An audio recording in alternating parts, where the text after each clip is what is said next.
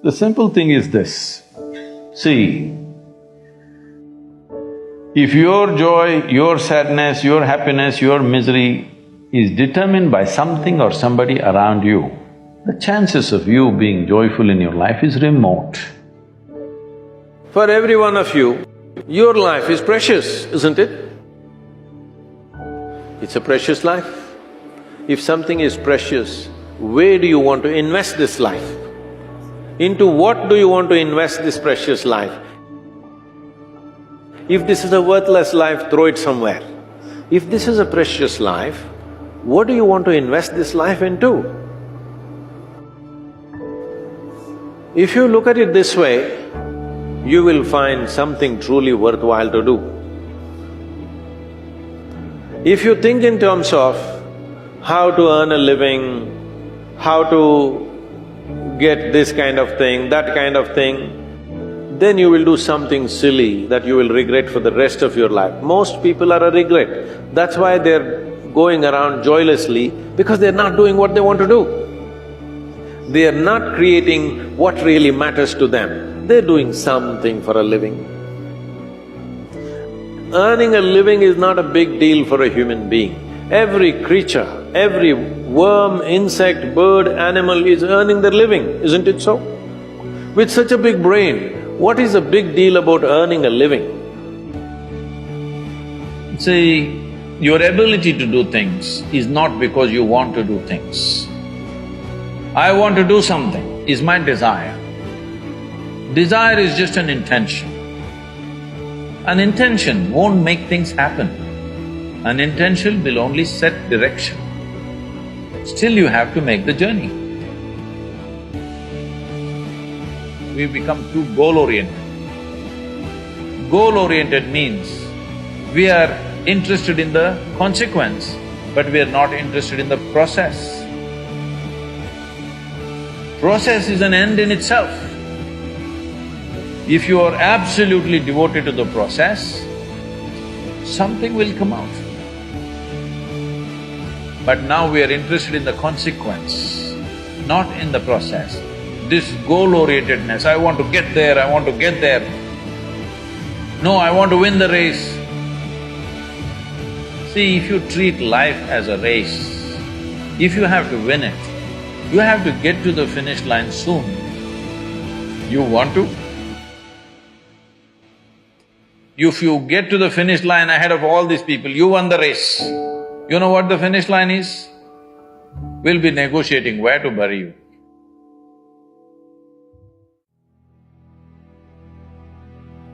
If you go outside in the garden and try to catch an ant who is born here, who's grown up here and probably he'll die here, if you try to catch him, he'll say, okay, crush me if you want. Is it so? He'll do everything to protect himself. He values his life, isn't it? Very much or no? Tiny little creature that we may not even notice, we may step on him without even seeing him, unfortunately. But he values his life immensely. Does he or no? He's got spark. But you, a human being, at least on this planet, you're the peak of evolution, physiologically at least. What the most evolved creature on the planet means is, it has the most complex neurological system and it has the highest level of cerebral capability. That means you can think, you can remember, you have memory. You have a very vivid sense of memory and a fantastic sense of imagination.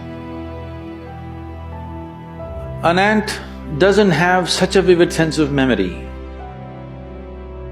nor does he have any great imagination. He has some. But he has a presence of mind about the life that he is living. Because the education systems that you're going through right from kindergarten level is such that it is about everything except you. Somebody is PhD in tourism, somebody is PhD in biotechnology, somebody is PhD in something.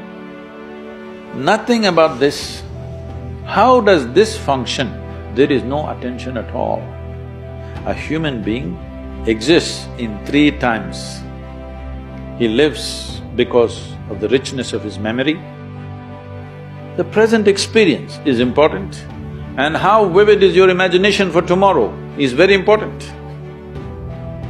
Right now the problem is, these things have all gotten mixed up because discipline of faculty has simply not come. If you're postponing something, you're obviously doing something that you don't want to do.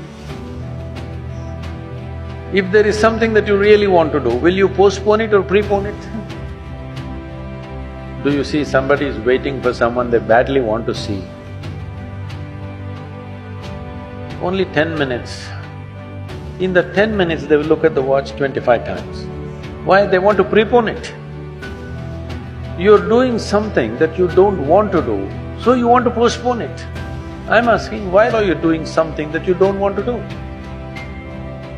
No, because if I do this, I will get that, I will get that. That's not the point. It doesn't matter what is your level of intelligence, what is your level of capability, introvert, extrovert, this, that, doesn't matter. Do you have the courage and commitment to make the possibility into your reality? That's all the questions. What is it that you're going to create? This precious life, where are you going to invest it? Are you going to invest it in something that's truly worthwhile, or are you going to throw it away as a worthless thing? This is the important thing, because what you call as my life is just a certain amount of time and energy, isn't it? As you sit here, your life is ticking away or no? You're young, you may not be thinking like this, but actually it's ticking away. What is ticking away is not time, what is ticking away is your life.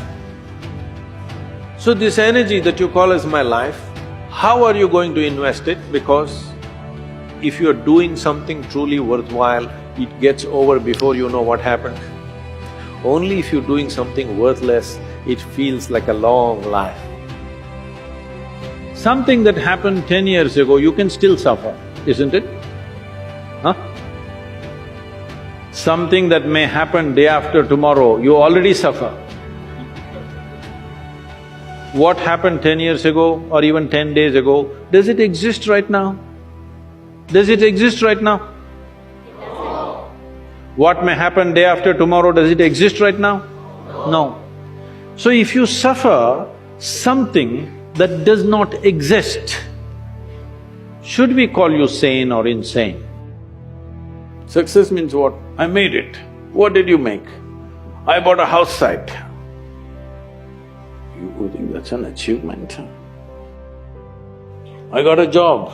I made this much money. It's a very constipated way of looking at life. I want young people to look at it in terms of how we can do something that cannot be done in this lifetime. Oh, what will happen if I don't fulfill it? If you work incessantly